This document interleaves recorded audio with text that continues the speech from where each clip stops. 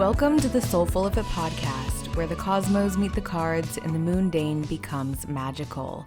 I'm your guide, Carrie Raquel, and in this episode, we'll explore the astrological transits and tarot for the first half of October 2025, with a part 2 episode coming mid-month. Now, let's fill up your cup until you're soul full of it.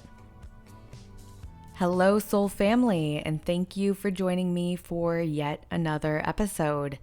October has arrived, and we are all trying to hold on to slivers of harmony in the midst of so much dissonance in this post-eclipse Libra season.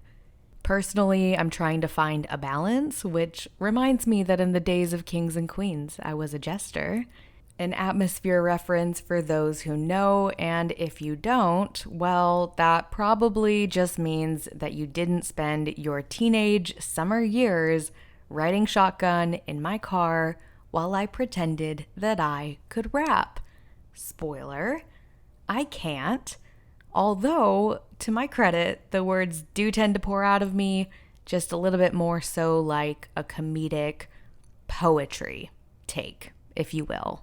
And on the topic of poetry, art, I believe, can be a really powerful form of protest, much like how joy is an act of rebellion in a world that profits off of your fear and doubt. These very Libra sentiments can serve us as we move forward from that poetic creativity to kinetic energy. And we need transformative energy now more than ever, as the vibes feel undeniably different since the eclipses came and went. The 24/7 news cycle keeps churning out headlines that read like a mashup of dystopian horror films and satirical Onion articles. I'd say it's unbelievable if it weren't actually happening. Disinformation wars, propaganda, and deception swirl all around us, and not just from your typical talking heads and, quote, bad actors, but also from the government. Like with this government shutdown here in the USA and government officials that, as I am recording this episode, are currently meddling here in my beloved Rose City. Yes, I am reporting live from so-called, quote, war-torn Portland, Oregon, where the real war, we all know, is between microbrews versus cold brews. Do you want to have some alcohol or do you want to have some energy? Or do you want to have a little bit of both, which I would say is most Portlanders. But in all seriousness, we're still tasting the early flavor of Uranus and Gemini with a retrograde twist, and it's got a lot of us feeling, well, twisted. I call it the tornado of transition, but in this bizarre climate, it's kind of like being blindfolded while force-fed false truths left and right, also while being pitted against each other, left versus right. And here I am, standing in the messy middle of this country we call the United States of Israel, America, holding the vision of ice melting away and reminding myself I'd rather rock planets than prophets any day. So, instead of rehashing headlines you may have already scrolled past, like the banking crisis in Vietnam, Google it, the rollout of government surveillance, digital ID in the UK, or the Epstein files somehow still dodging daylight despite the recent revelation of ties to billionaires, including Palantir's Peter Thiel. I'm looking at you, bro. Let's turn inward. Let's tap the tarot to learn what these first couple of weeks in October are really asking of us. Beginning with, for the wisdom or the rose at the center of the Soulful of Wisdom spread, we have Temperance. In the traditional Smith-Rider-Waite tarot deck imagery, the Temperance card features a winged angel standing with one foot on land and the other in water, pouring liquid between two golden cups in a seamless flow. A glowing path winds toward distant mountains and a rising sun, signaling balance, harmony, and trusting divine timing. We last saw Temperance in April's Part 2 episode, which had guest co-host Katie, and it had appeared in the guidance or sun position at that time. Now that it's at the center of our spread, Temperance returns as our wisdom, reminding us that integration is not a one-time act, but but an ongoing process. This card calls us to cultivate patience, moderation, and above all, faith that the threads of our lives are weaving together in ways that may not yet be visible, but are indeed happening for us, not to us. It asks us to do the thing that many of us tend to resist, which is to believe and trust in the process while surrendering attachment to the details along the way. Temperance is associated with my sun sign, Sagittarius. Sagittarius is, after all, known for its big picture thinking. So while we may not understand the how of things, if we can have trust in the what coming to fruition without a timeline or a map to guide it, I think we'll be able to receive the benefits of what temperance brings for us this October. Then, for the attention or thorns, we have the Page of Cups. A youthful individual stands by the shoreline. They are holding a golden chalice, and there's this little fish that's playfully popping its head up out of this cup and looking at them. The page has their head tilted and a soft gaze looking at this little fish, suggesting an openness, a curiosity, and with the water theme and the fish present, there's this emotional wonder to it, like a childlike quality of surprise and imagination. We last pulled this card back in May's Part 1 episode, and it also, like the last card I talked about coming up, again, had appeared as the guidance or sun position. Crossing our spread now as the attention or thorns, the Page of Cups asks us to pay attention to how we approach our vulnerability and our emotional new beginnings. Are we open to being surprised, maybe finding a fish in our chalice, which would be pretty fucking weird, but, fuck around and find out, as the government officials say. If you know, you know. Are you willing to stay curious despite temptations to instead be cynical? The Page of Cups comes to us now with the task of creating our art, despite the wars that wage on worldwide. Your art is important. I feel like that is a huge part of this card coming up. And as we turn this page, we are challenged to soften our defenses and meet life with whimsy and wonder, even when it feels odd to do so, even when it feels uncomfortable, even when it feels like, how dare I be joyful? How dare I enjoy whimsy? Dare. Go get that cup, go find that fucking fish. You know what? This gives a whole new vibe to the saying, go fish. It kind of makes me think of The Good Place, where it's like, go fork yourself. You could tell people to go fish themselves this month. Maybe that's the vibe. Then, moving along, for the basis or root position, we have the Seven of Pentacles, which in the traditional Smith-Rider-Waite tarot deck shows this guy taking a pause from working hard for the money. Yes, Donna Summer's working hard for the money kind of vibe. He is leaning on his staff as he looks down at the pentacles that are growing on this lush vine before him, all 7 of them. It's a scene of patience, reflection, and the slow, steady growth of long-term effort. This is the first time that we've seen the Seven of Pentacles show up on this podcast in 2025, and in the root position, we might be running out of patience. We might be working really hard and not feeling like we're seeing any movement or not enough movement. When I look at this card and I see the guy and the look on his face and he's got his hands on his staff and he's looking down, like, to me, he's saying, God damn it, grow. Like, can we just get there, please? Are we there yet? It's that vibe. He doesn't look angry or frustrated.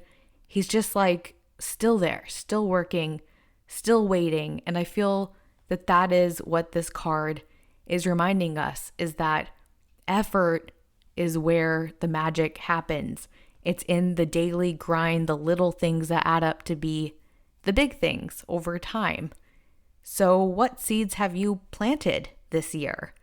Which of your efforts are bearing fruit? and which might be in need of some pruning. This card signals that at the root of our efforts lies a resilience that enables our growth. And growth takes time. And not every investment of energy yields the harvest that we want. But every effort brings with it lessons that we can learn to improve our approach and to increase the ROI of our energetic outputs so that they actually benefit us. Then, for the guidance or sun position to close out the spread, we have the Ten of Pentacles. A multi-generational scene depicts an elder seated beneath an archway adorned with pentacles, children playing nearby, and a couple standing together as dogs sit loyally at their feet. This soul-filling, colorful imagery symbolizes legacy, stability, and the abundance that comes from shared resources and strengthened connections. Appearing for the first time this year, the Ten of Pentacles crowns our spread as our guidance. It nods to the wisdom of Temperance's ability to see the bigger picture, a vision of how our personal efforts ripple out into our community, family, and the story arc of our personal legacy. This card reminds us to honor not just our individual successes, but the structures of love, security, and support that allow us to thrive together. This is one of those cards that when you pull it and it's a 10, you kind of get this feeling of like, ooh, what did I just accomplish? And there is wisdom in reminding yourself that there's so much you already have accomplished. And you can leverage that as you continue to move forward and accomplish even more. Together, these cards tell a story of patience, presence, perseverance, and possibility. Temperance at the center asks us to hold the middle ground, trusting the flow of integration and divine timing. The Page of Cups invites us to stay open-hearted and curious, even when vulnerability feels risky. The Seven of Pentacles grounds us in reflection, urging patience with the seeds that we've planted and a willingness to continue the hard work at hand. And the Ten of Pentacles lifts our eyes to see the abundance of resources found when sharing our gifts and contributions with others, reminding us that the work we do now is a ripple in the ocean, and the waves we ride can be enjoyed much more with good company alongside us. As we move into the astrology of October, these cards call us to balance patience with openness and reflection with forward vision, because the foundations we're building today will shape not just our own story, but the collective one unfolding all around us. Now that we've tapped the tarot, let's continue to fill your cup up until you're so full of it by diving into the transits. Beginning with, on Monday the 6th, we have the full moon taking place at 14 degrees Aries. This is at 8:47 p.m. Pacific time. On the same day, Mercury enters Scorpio and squares Pluto, an aspect that becomes exact the next day, but certainly adds color and influence to the bigger full moon story. With the moon in Aries, the spotlight is on ourselves, our ambitions, our inner fire, and our drive for momentum. Across the sky, the sun in Libra is a reminder of balance, harmony, and relationships. Aries and Libra often bring forward questions of equality. What feels mutual and what feels skewed? Which way are the scales tipping? Or are they right there in the middle? You can look to your natal chart to see where you have Aries. That house that it's in will show you the arena of life where themes of balance and imbalance, self and other, may be coming to the surface now for you to take a bigger look at it. The ruling planet of this full moon is Mars, currently at home in Scorpio, and that adds an emotional depth and intensity, fueling our fire for taking action. Courage is the key word here. While it's common to think of courage as a dramatic David versus Goliath kind of moment, and that energy is certainly prevalent on the world stage right now, courage can also be quiet. It can be apologizing when you normally deflect, or recognizing your own role in a problem and choosing to be your own solution. Aries invites action, and with Mars and Scorpio, it's wise to pause first, ensuring our actions are coming from a place of thoughtful purpose, focusing on the desired outcome, and not a place of reaction, coming from a spiral of emotion, defensiveness, or anger. Mercury entering Scorpio on the day of this full moon in Aries adds a layer of depth to our communications and also to the rabbit holes that we may be feeling like we need to pursue when we're seeking more clarification or more information. Words carry weight under this sky, especially with Mercury squaring Pluto. What we say now can transform relationships and inspire actions, for better or for worse. This is a reminder to speak with intention, as even the words whispered only in your own mind shape the way that you move through the world. In the background, we also have a Jupiter-Chiron square. This brings tension between home and family and wounds around self-expression. And it's a nudge towards embracing emotional expansion. Jupiter in Cancer still carries a benefic quality because Jupiter is exalted in Cancer, which reminds us that facing our fears, it makes us stronger and it makes us more resilient, and that actually helps us build our confidence. And if you add in Jupiter trining Saturn, we are also seeing some support coming in regarding how far we've come and actually taking a moment to see that and to honor the soul growth that we've experienced that got us as far as we already are right now, which I feel like really echoes what the tarot was saying. Overall, this full moon is about self-empowerment and reflection in our relationships. Maybe even doing an audit of yourself to ask yourself, how am I showing up in relationship and how could that be better? If I'm the person on the other side of me, what would make talking to me, spending time with me, laughing with me, what would enrich those experiences for that other person? What kind of shift can I make here? And it's a full moon too, right? So what do I need to let go of in order to show up more authentically and less armored? This full moon brings an opportunity to assert your own needs and your own desires while also honoring the needs and desires of those who are around you. Ultimately, the medicine here is all about balance. Balance is going to create harmony. Balance is going to facilitate reciprocity. Balance is going to help you see the beauty all around you so that you can enjoy all of the Libra, where the sun is, while embracing this beautiful, fiery Aries full moon. Then we have some Venus aspects I wanted to take a moment to mention because it is Libra season and Venus is the ruler of Libra. First, on Wednesday the 8th, we have Venus in Virgo, sextile Jupiter in Cancer. This is a soft creative influence. It's great for deepening connections or creative expression. Small details matter here, so paying attention to the intuitive pings that are coming through and even taking note of your dreams as you awaken. And also as a source of potential inspiration for your art, for your music, for whatever it is that really gets you immersed in the beauty of everyday life, which is so Venetian. The 8th is just a really lovely day. You could plan a date night or just lean into your creative flow or engage in a meaningful conversation. Definitely mark that one as a day to look forward to or look back on, depending on when you're listening to this. Then later in the week, on Saturday the 11th, Venus opposes Saturn. This could bring a relational challenge, perhaps with a partner, a peer, or because of Saturn in the mix, it could be an elder or somebody who has some sort of authoritative energy to them.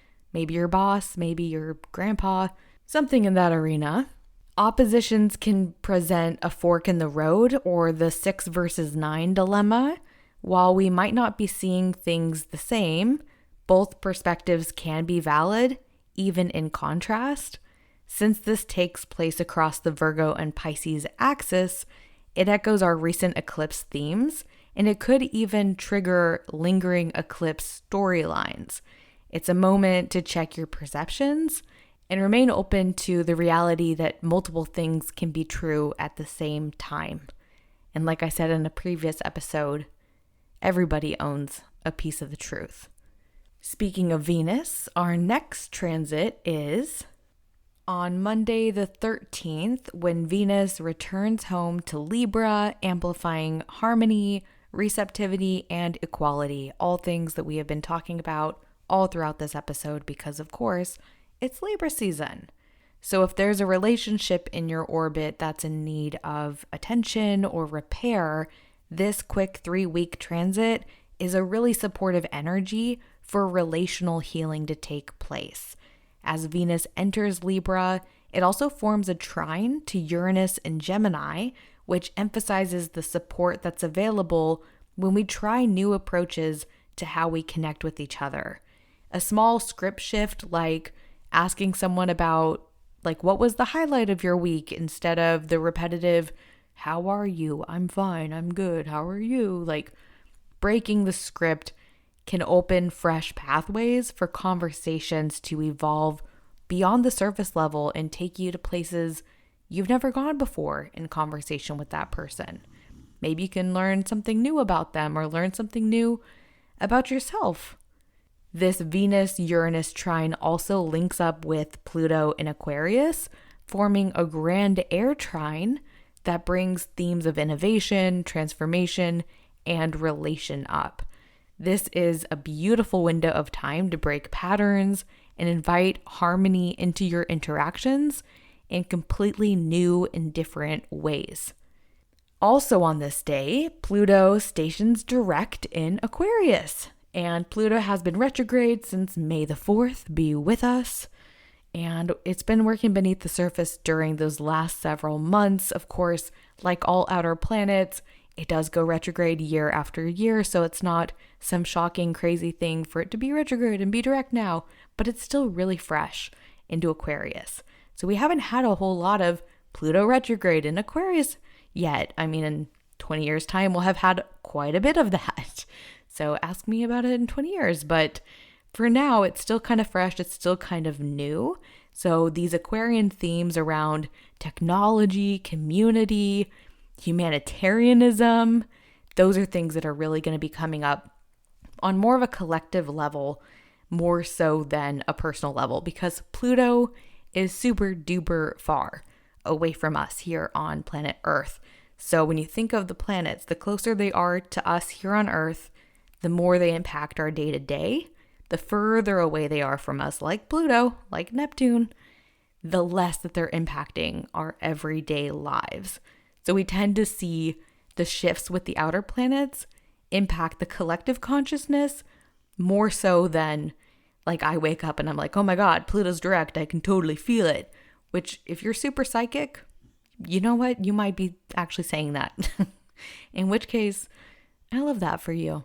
Something else that I really think is cool about Pluto being direct now and it being in Aquarius in general is that there is a huge possibility, in my opinion, for there to be more talk of NHIs, which, if you don't know, stands for non-human intelligence, aka aliens. So the reason I bring that up is because we've had a whole lot of reports about people seeing more UAPs, which is, unidentified anomalous phenomenon. I think that's what that stands for. Essentially UFOs, right, in the sky, and shutting down airports and things of that nature. I think we're going to see an uptick in that with Pluto stationing direct. And to me, as a UFO enthusiast, I just think that's so awesome and exciting. So definitely pay attention to the news for those kind of sci-fi topics mid-October. And we can check in the next episode and see if that actually starts popping up more. Maybe, I guess, actually in the November episode, because the next episode will drop on the 15th, but I digress. What can I say? I just want to believe. The aliens, they're already here. They are among us. I mean, yeah, they are. And please don't fucking deport them. Oh my God, the fuck is wrong with these people? these gremlins infiltrating our city here in Portland. Anyways, I don't need to go back down that road. But if I do, I'm going down with a flamethrower to melt this ice. Okay, I will leave that as that for the end of this episode. And that's really what we've got as far as the transits go. So as we wrap up, let's take a quick moment to return and reflect on the tarot. Returning to the cards, we had Temperance coming forward as our center, reminding us that balance is both an art and a practice, especially in a month where Aries fire and Libra harmony are calling us to recalibrate. The Page of Cups asks us to stay soft, curious, and open-hearted, even when the world feels intense or overwhelming. The Seven of Pentacles grounds us in patience, reminding us that growth is a slow unfolding, but that our efforts do pay off in the long term. They just take time to ripen. And the Ten of Pentacles offers a vision of long-term fulfillment, showing us that what we nurture today creates stability and connection for the future. Together, these cards speak of harmony and motion, an invitation to balance passion, that Aries fiery energy of the full moon, with patience, to honor both the tender beginnings and the long-term rewards. They remind us that we're not just building for ourselves, but for those we love and for those who will come long after us. And if you'd like to explore how these cosmic themes are unfolding in your own life and in your own astrology chart, I am still offering a discount on astrology readings through the end of this month of October or until they run out. I am still only doing 9, but I still have a few slots left. You can book a 90-minute live virtual reading with me covering your birth chart and current transits. I am doing an awesome special for $99. Just make sure you use code HERMIT when you check out. Or if you would prefer a shorter option, this is great for lower cost, but also if you're in a totally different time zone. I know some of you are like across the world and in the future. It's awesome. I also have 30-minute pre-recorded mini readings. Those are just $44.